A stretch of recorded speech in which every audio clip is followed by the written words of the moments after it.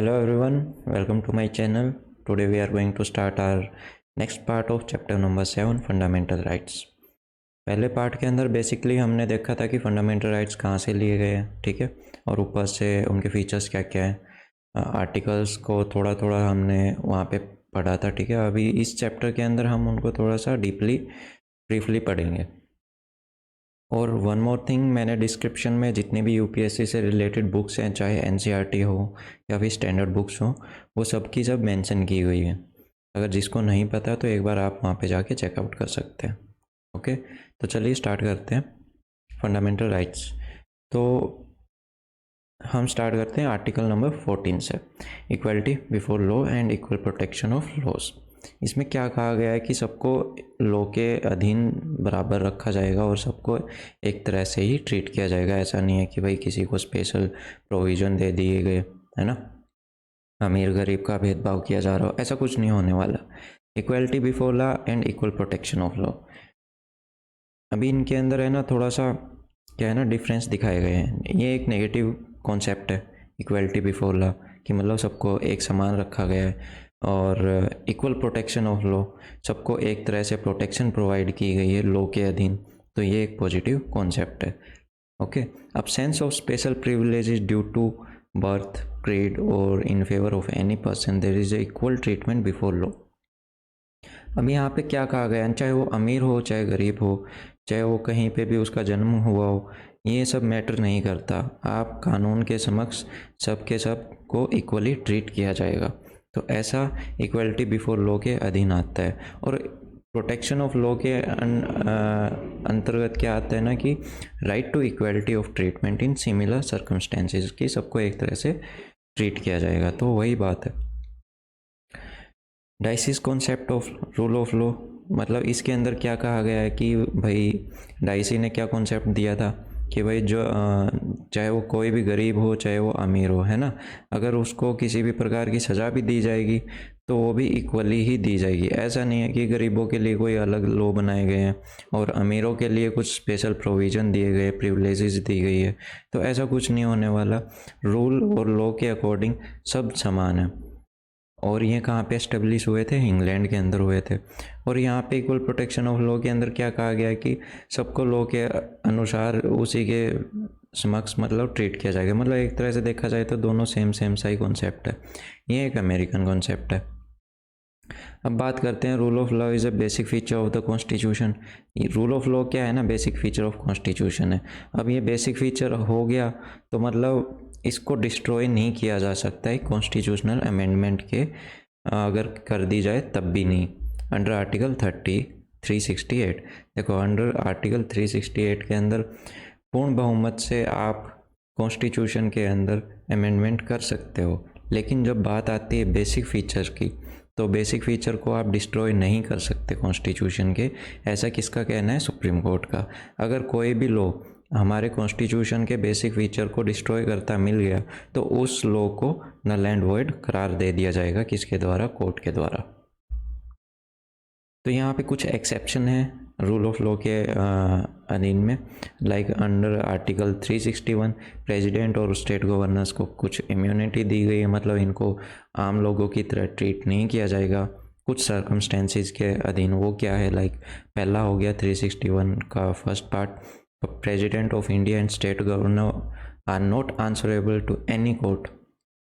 मतलब अगर ये कोई भी एक्सरसाइज या फिर कोई भी काम करते हैं अपनी जुडिक्शन के अनुसार, ठीक है, अपनी पावर और ड्यूटीज़ के अनुसार, तो ये किसी भी कोर्ट को उस काम के अनुसार में उस काम के समक्ष आंसरेबल नहीं है कि भाई आपने ऐसा क्यों किया, क्योंकि वो इनकी पावर है, उसी काम के लिए इनको बैठाया गया है। तो उस चीज़ के लिए किसी भी क्या कहते हैं, किसी भी कोर्ट को कोई भी आंसरेबल नहीं है। दूसरा, इनके खिलाफ कोई भी क्रिमिनल प्रोसीडिंग नहीं चल सकती against the president of India and state governor during their term of office. जब तक वो अपने ऑफिस में है, जब तक उनकी टर्म है, जितने साल के लिए वो ऑफिस में है, तब तक उनके खिलाफ कोई भी प्रोसीडिंग नहीं चल सकती।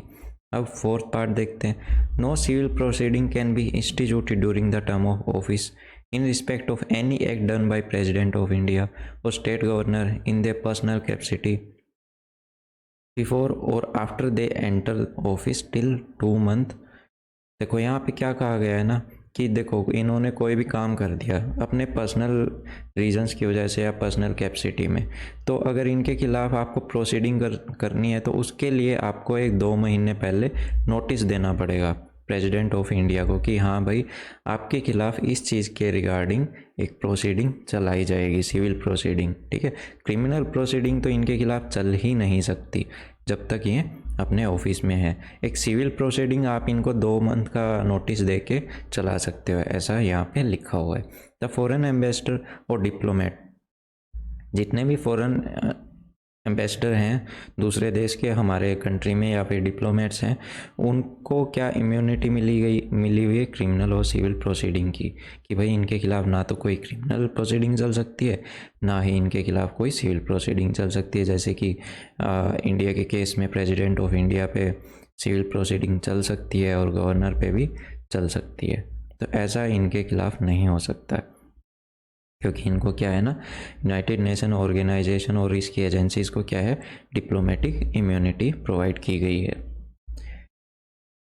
अब यहाँ पे आर्टिकल 15 देखो, ये तो हम पढ़ ही चुके हैं, the concept of equality provide protection against arbitrariness, कि भाई कोई भी अगर अपने मनमाने ढंग से काम कर रहा है तो आप अगर आपके फ्रीडम ऑफ राइट्स का उल्लंघन हो रहा है तो आप जाके सुप्रीम कोर्ट में अंडर आर्टिकल 32 क्या कर सकते हो, पिटीशन डाल सकते हो कि हाँ भाई मेरे साथ ऐसा ऐसा हुआ है, तो गवर्नमेंट उसके अंदर कोर्ट उसके अंदर क्या करेगा, रिट जारी करेगा, है ना।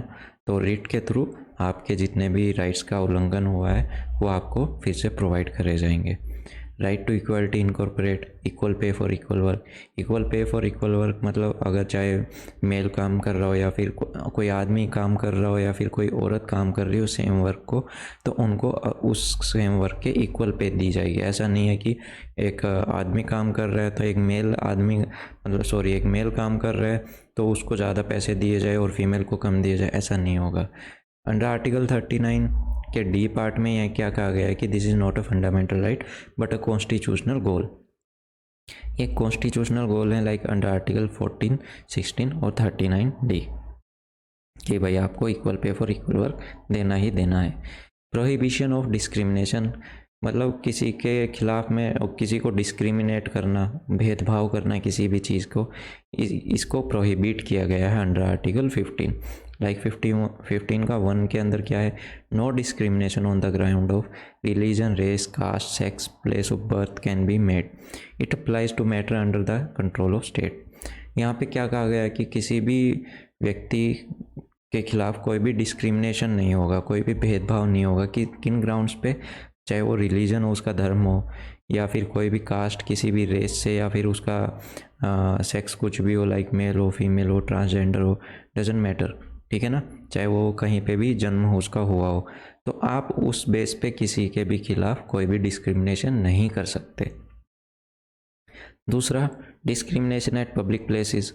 आप पब्लिक प्लेसेस भी आप डिस्क्रिमिनेट नहीं कर सकते, लाइक शॉप्स पे हो गया, पब्लिक होटल्स हो गए, रेस्टोरेंट हो गए, वेल्स, टैंक्स, बाथिंग घाट हो गए, एक्सेट्रा, इनके ऊपर। यहाँ पे मतलब क्या बताया गया है कि लाइक पहले होता था ना कि जो नीचे की जात के लोगों को जो माना जाता था, उनको उनका जो टैंक होते थे या फिर कुएं होते थे वो अलग होते थे बाकी जात के लोगों से। तो अभी है ना उस चीज़ को बिल्कुल क्या कर दिया गया ना, बिल्कुल बंद कर दिया गया कि आप इस चीज़ के बेस पे किसी के साथ कोई भी डिस्क्रिमिनेट नहीं कर सकते हो। कई होटल्स होते हैं, हमने न्यूज़ में भी देखा है कि वो कई जो गरीब आ जाते हैं या फिर कोई रेस्टोरेंट होता है तो वो भी क्या है ना लोगों के स्टैंडर्ड देख के लोगों को एंट्री देते थे। कुछ ऐसी घटनाएं होती रही हैं, लेकिन ये सीधा आर्टिकल 15 का उल्लंघन है, इसको नहीं करना चाहिए। ठीक है, आर्टिकल 15 का 3 के अंदर क्या कहा गया है, protection for women's and children provisions. इसके अंदर कुछ प्रोविज़न दिए गए हैं जो किसको प्रोटेक्शन प्रोवाइड करते हैं, वुमेन्स और चिल्ड्रंस को। आर्टिकल 15 का 4 क्या प्रोवाइड करता है, जितनी भी बैकवर्ड क्लासेस हैं जो फर्स्ट अमेंडमेंट एक्ट 1951 के अनुसार डाली गई थी, उनके इंटरेस्ट को क्या करना, प्रोटेक्ट करना, उनके लिए क्या है, कुछ प्रोविज़न इसके अंदर डाले गए हैं। अब अंडर आर्टिकल 16 हम पढ़ते हैं equal opportunity in public employment, कि भाई सबको पब्लिक एम्प्लॉयमेंट, सरकारी नौकरियां हो गई या जितनी भी नौकरियां होगी वहाँ पे सबको इक्वली अपॉर्चुनिटी मिलेगी, यहाँ पे किसी भी तरह का भेदभाव नहीं होगा। वही बात है, पब्लिक एम्प्लॉयमेंट के अंदर भी आप किसी भी रिलीजन, रेस, कास्ट, सेक्स के बेस पे वो नहीं कर सकते, डिस्क्रिमिनेट नहीं कर सकते। Residence with in a state is a qualification for the appointment for any government post. अभी क्या है ना, कुछ स्टेट गवर्नमेंट की कुछ पोस्ट होती है कि वहाँ पे आपको वहाँ का रेजिडेंट होना ज़रूरी होता है, ठीक है, और कुछ है कि आप ऑल ओवर इंडिया भी कर सकते हैं, मतलब एक स्टेट का अपना थोड़ा सा कोटा होता है, तो उसके अंदर ये स्टेट गवर्नमेंट लागू कर सकती है। For reservation of post in government job in favour of any backward classes. देखो यहाँ पे क्या कहा गया कि कुछ बैकवर्ड क्लासेस जो पहले से ही काफ़ी पिछड़ी हैं, तो गवर्नमेंट उनके लिए कुछ पोस्ट रिजर्व कर सकती है, यहाँ पे ऐसा बोला गया है। फिर फिफ्थ के अंदर क्या बोला गया, provide for the incumbent of any office in connection with the affair of any religious और डिनोमिनेशनल इंस्टीट्यूशन और members of the governing body shall be a person professing a particular religion belonging to a particular denomination is not a violation of constitution। यहाँ पे क्या कहा गया है कि कोई भी रिलीजियस इंस्टीट्यूट है, ठीक है, या फिर उसकी जो गवर्निंग बॉडी, उसके जो मेंबर्स हैं, अगर वो किसी पार्टिकुलर रिलीजन को प्रोफेस कर रहे हैं या फिर किसी भी पार्टिकुलर रिलीजन से वो बिलोंग करते हैं, तो वो उस क्या है ना, उस इंस्टीट्यूशन को अपना चला सकते हैं। तो this is not a violation of constitution, ये एक तरह से किसी भी कॉन्स्टिट्यूशन का कोई वॉयलेशन नहीं होगा।